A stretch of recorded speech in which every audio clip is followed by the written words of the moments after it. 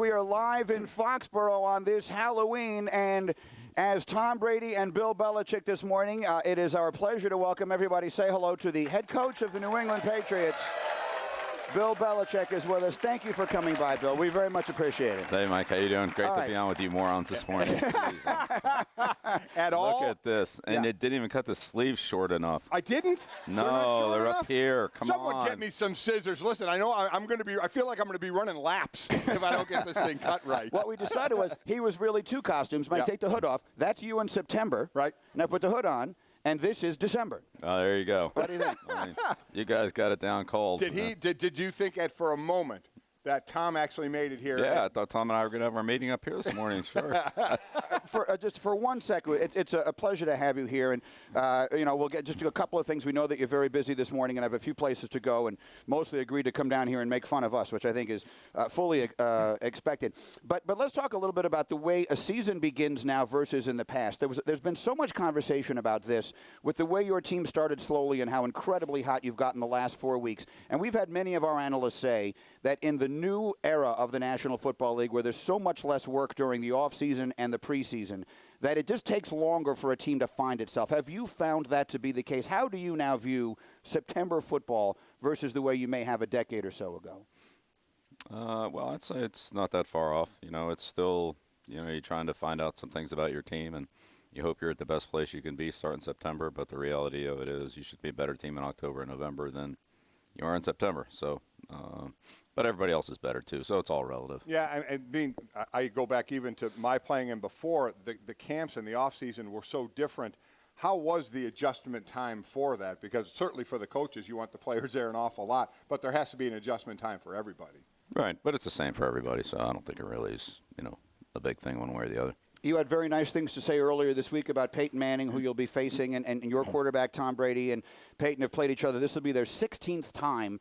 And you, again, for those who didn't hear it, I mean, you paid him an enormous compliment saying that he's the best quarterback you've ever had to prepare against. If you could put your finger on one thing that makes him so difficult to deal with, what would it be? It's everything. That's it. It's everything. It's not one thing. It's everything. He's, does a great job of reading defenses, get the team the great plays. Has tremendous accuracy on all balls, short, intermediate, deep.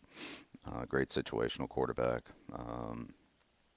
He's cadence. It's everything. It's everything. I liked what Tom said, as you said, about it as well. Can you, outside of the game, and you're preparing for the game, can you step back and appreciate the moment, appreciate it, because you just don't know how many more times it may happen, if at all?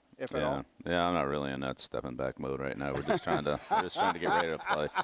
No nostalgia while it's going on. A stunning development. Here's what I really wanted to ask you, is I'm fascinated by this. We have seen such an enormous increase in the use of analytics and different advanced statistical numbers now in all of sports, in the coverage and analysis of sports, and it seems to me from the inside as well, in putting together a roster and actually managing a game, both from a general managing kind of standpoint and as a managing a game coaching kind of standpoint. How has the way you have used numbers now, the way you are using analytics now, how has that changed over the decades that you've been in the sport? Well, I'd say the video part of it's probably changed more than the analytics. I mean, there was always a way to crunch the numbers, and that's how I started. My first year was just, taking every play on a card, doing the ice pick on the cards, dropping the ones out that you want, and analyzing those. So I think you can get those analytics. Might be harder to get them, but you can get them. You could have got them, 40, 50 years ago, just like you can get them now.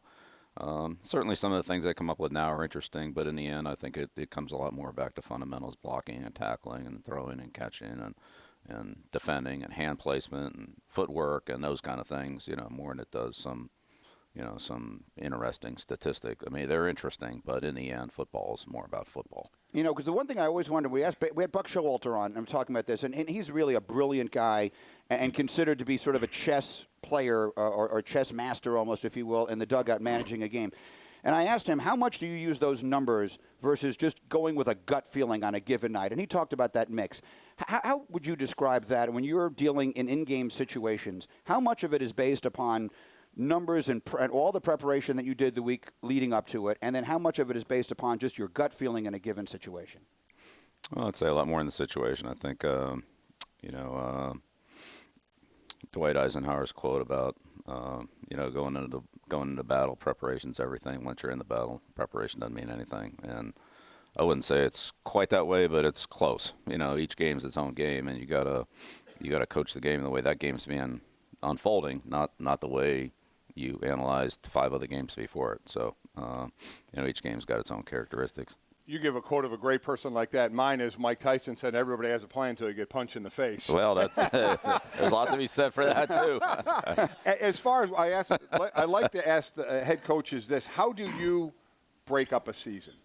Quarters? How do you break it up with the Just team? 1 week at a time. We'll just try to do the best we can each week, and when that's over, look back on it, make corrections, and move on. And we got to turn a page. So, win or lose, we got to get on to the next week and try to prepare for that next game, because that's all we can control, and that's the reality of it. We can't do anything more than what we can do today and this week against Denver. So that's where our focus is. And I think appropriate as we let you go, we know we have to get to a meeting, and we thank you so much. But yesterday, for the fans nearby here in the Boston area, was a sad day. As I was driving up here, I heard nothing but coverage of the passing of Mayor Menino, who was the mayor here for 21 years, and obviously through all the championships that you've won here. And I just wondered if you had a thought or anything like that on his passing and what your relationship with him might have been. Yeah, it wasn't a real close relationship, but obviously he's meant a lot to this community, and we're sad to see that.